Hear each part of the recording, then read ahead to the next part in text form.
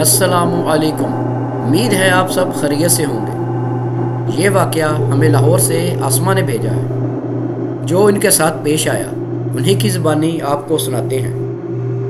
لیکن ویڈیو شروع کرنے سے پہلے اگر آپ نے ہمارا چینل ابھی تک سبسکرائب نہیں کیا تو جلدی سے کر لیں تاکہ ہماری نئی آنے والی ویڈیوز بر وقت آپ تک پہنچ سکیں۔ میرا نام آسماں ہے اور ہم لاہور کے علاقہ شاہدرہ میں رہتے ہیں۔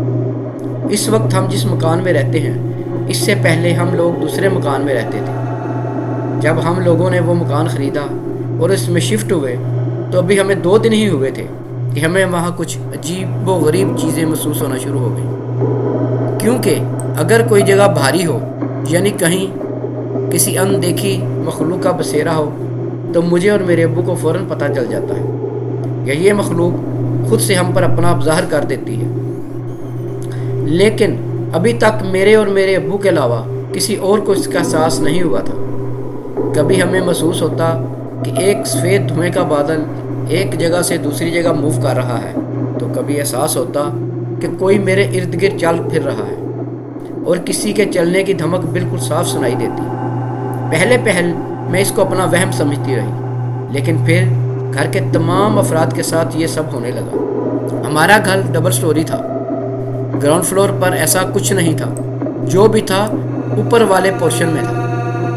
ہم لوگ اوپر بیٹھے ہوتے تو کوئی اوپر کمرے میں رکھی کپڑوں کی پیٹی کو زور زور سے ہاتھ مارنے لگتا اور جب اندر جاتے تو کچھ نہ ہوتا۔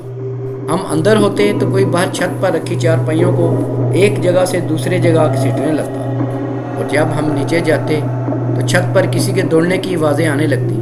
ایسے لگتا جیسے بہت سے لوگ چھت پر ادھر ادھر دوڑ رہے ہوں یا بہت سے لوگ باتیں کر رہے ہوں یا بہت سے بچے مل کر کھیل رہے ہوں۔ ایسے ہی ایک دن میں چھت پر کسی کام میں مصروف تھی کہ اندر کمرے میں رکھی پیٹی کو کسی نے زور سے ہاتھ مارا، لیکن میں نے اس کو نظر انداز کر دیا۔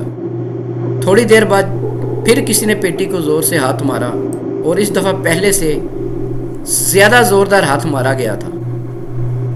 میں نے پھر اس کو سن کر دوسری طرف منہ کر لیا، لیکن یہ روز کا کام تھا۔ جب میں نے اب بھی اس پر توجہ نہ دی تو کسی نے مسلسل زور زور سے پیٹی کو کھٹکھٹانا شروع کر دیا۔ میں اب بہت زیادہ خوفزدہ ہو گئی اور نیچے دوڑ لگا دی، کیونکہ اس سے پہلے ایسا کبھی نہیں ہوا تھا۔ میں ابھی پہلی سیڑھی پر پہنچی تھی کہ کسی نے پیچھے سے اسٹیل کا گلاس میرے پیچھے پھینکا۔ میں نے ایک دم پیچھے مڑ کر دیکھا تو سامنے اندر پیٹی کے اوپر ایک چھوٹے قد کا آدمی بیٹھا تھا، لیکن خدا کی پناہ اس کا چہرہ اتنا بھیانک تھا کہ اسے دیکھ کر میری چیخ نکل گئی اور میں وہیں بے ہوش ہو کر گر پڑی۔ اور جب مجھے ہوش آیا تو سارے گھر والے میرے ارد گرد اکٹھے تھے اور ایک مولوی صاحب مجھے کلام پاک پڑھ کر دم کر رہے تھے۔ مجھے ہوش میں آتا دیکھ کر سب نے سکھ کا سانس لیا اور مولوی صاحب چلے گئے، لیکن اس کے بعد گھر میں موجود ان شیطانی چیزوں نے ہمارا جینا حرام کر دیا اور اب ان چیزوں نے نیچے والے پورشن میں بھی آنا شروع کر دیا تھا۔ کبھی یہ کسی کو اتنا زور سے دھکا مارتے کہ وہ نیچے گر جاتا تو کبھی دروازوں کو اندر سے لاک کر دیتے اور ہمیں کسی لکڑی کا کام کرنے والے کو بلانا پڑتا، اور کبھی گھر میں لگے پردوں کے پیچھے سے کسی کا واضح وجود دکھائی دیتا جیسے کوئی بچہ ہے، لیکن پردہ ہٹانے پر کچھ بھی نظر نہیں آتا تھا۔ میرے بے ہوش ہونے کے بعد میرے ابو نے دوسرا مکان ڈھونڈنا شروع کر دیا تھا، لیکن ابھی تک نہیں ملا تھا۔ ایک دن ہم سب لوگ بیٹھے کھانا کھا رہے تھے کہ باہر صحن سے کسی کے چلنے کی آواز سنائی دی۔ میرے چھوٹے بھائی نے اٹھ کر باہر جھانکا تو وہ چیخنے لگا۔ اس کی آوازیں سن کر سب لوگ اس کی طرف بھاگے، لیکن باہر کا منظر دیکھ کر ہم سب لوگوں کی بھی چیخیں نکل گئیں۔ ہم نے دیکھا کہ باہر صحن میں ہر طرف سیاہ رنگ کی پرچھائیاں ادھر ادھر گھوم رہی تھیں۔